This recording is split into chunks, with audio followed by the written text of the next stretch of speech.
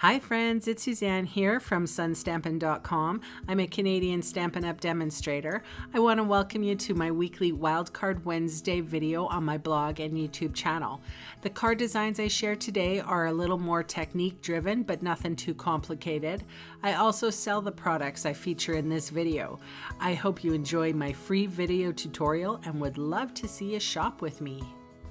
I'm going to take a minute away from your viewing pleasure just to let you all know about a little update that came to me yesterday from Stampin' Up.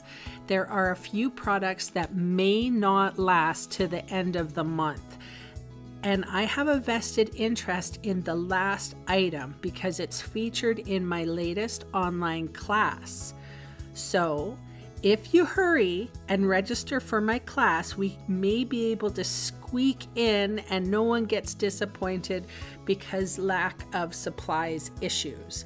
So I'm Canadian, so I can only sell to Canadians, but my friend Sarah Fleming from Prepare to Die Paper Crafts has the exact same class because she helped me with it and she lives in the States. So I'm going to put links in the description bar below for the Canadian class and the American class, and hopefully you'll join us for a fantastic class. This is spectacular, by the way. The class is really fun and really colorful, and I really love it. So I hope you join us. Thanks for your time. For today's card, I'm featuring the All Adorned stamp set. This is a celebration reward. You can't buy this stamp set. You can only earn it by purchasing $60 worth of product and selecting that you would like to get this for free. So I have started off with a piece of watercolor paper. Now watercolor is bumpy and thick, and I'm doing my best to really ink up the outside stamp of this stamp set with Versamark ink, and I'm giving a good long press. My video is sped up just a little bit, but and you can't see what I'm doing, and I really appreciate that, but I am going sort of on the diagonal line there from lower left to higher right. So that's the reason why my card is, or my watercolor piece is sort of in that angle. So now you can kind of see what I'm doing here. I did use my anti-static powder bag, my embossing buddy, to rub along the watercolor paper so that none of little flecks of powder stick anywhere that I don't want them to stick. All right, so I have laminated a sheet here of the small grid paper from Stampin' Up, and I use it now for a non-porous surface. So I am using two different colors, Pacific Point and Gorgeous Grape. And I daubed on the ink just because I didn't want any weird harsh lines, and I wanted sort of a more light and surreal kind of coverage.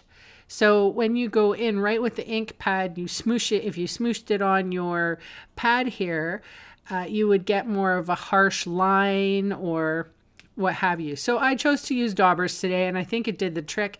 It was also very easy to clean. So I've smooshed my watercolor paper in there, and then I've dried it. And you can see that on your Stampin' Up! Heat embossing tool, there actually is two settings, 1 and 2. And if you use number 1, you just dry your paper. So I dried my paper in between. And the reason why I did this, I wanted some color to be able to stamp on the second part of this stamp. So the inside of the stamp. The nice thing when you can kind of have proper placement, at least when you can see what you're doing, because I was having trouble. Like, I know it's torture for you guys, but was having trouble. Okay, anyway, so you can see what I'm doing. So basically what I did was I embossed first, added color, dried it. Then I did the embossing buddy. I embossed a second time, and now I'm adding more color. So And again, with my daubers on my non-porous surface, I'm spritzing with water on the non-porous surface and my card so that there's lots of water. It's going to be very ethereal, very soft. And then I went a little crazy. Do you see that? I'm like getting it all over. So I'm stopping what I'm doing. And what I'll end up doing is taking a baby wipe and just kind of wiping it up. And that's okay. And then putting some more on there because I'm not satisfied.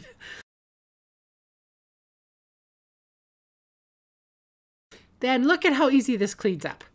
All right, so now it's still kind of wet, but I'm flicking the nib of my marker into the cap and I'm getting splatters and flicks and spritzes of ink.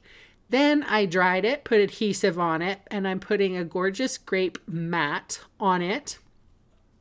And those were the two colors I used. Did I mention that? Gorgeous Grape and Pacific Point. So look how ethereal that is. Okay, so this is the Well Said dies. I cut out Happy Birthday in black, and then I stuck it to some vellum. Then I cut out the vellum to make a full word. Now I can just use my adhesive and cover that vellum and all over the place and slap it right on the card. So the thing is that sometimes I look for unique ways of displaying the sentiment. I really like this font. The Well Said dies are amazing. And look at right there, my background is coming through. Yet the happy birthday stands out really nice. And you can make a couple of those happy birthdays in advance and then maybe plunk it on a cool background that you found. So that's what I did. I had a couple extra. Anyway, putting this on a Whisper White thick card base. And that is my card for today. Oh, hang on, wait. I got a few little embellishments. These are the enamel dots in Gorgeous Grape color. So thanks so much for joining me, and I will catch you again soon. Bye.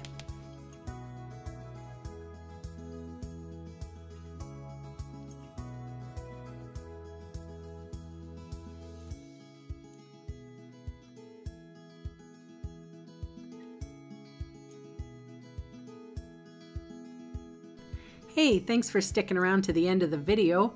On screen are 2 more videos for inspiration. Click on the maple leaf for my blog, or click on me to subscribe to my channel. Thanks again for watching.